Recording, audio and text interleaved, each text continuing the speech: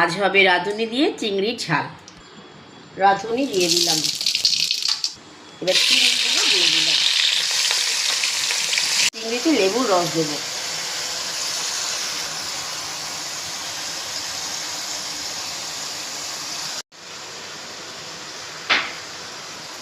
এবার হলুদ দিয়ে দিলাম, পরিমাণ মতো নুন দিয়ে দিলাম।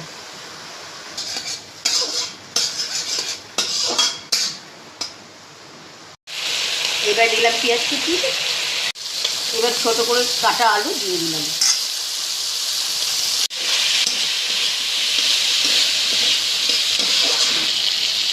এবার চেটে করা রসুন 5-7 কোয়া দিয়ে দিলাম। চিংড়িটা ভাজা ভাজা হয়ে এসছে, কাঁচা লঙ্কা দিয়ে দিলাম।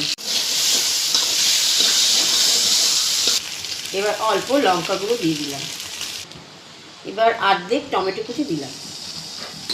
চিংড়ি ভাজা হয়ে এসছে, এবার আমি জল ঢেলে সেদ্ধ করে দিলাম।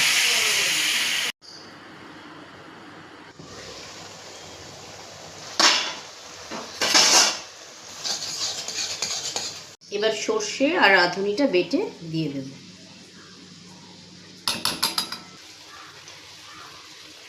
বাটা সর্ষে দিয়ে দিলাম।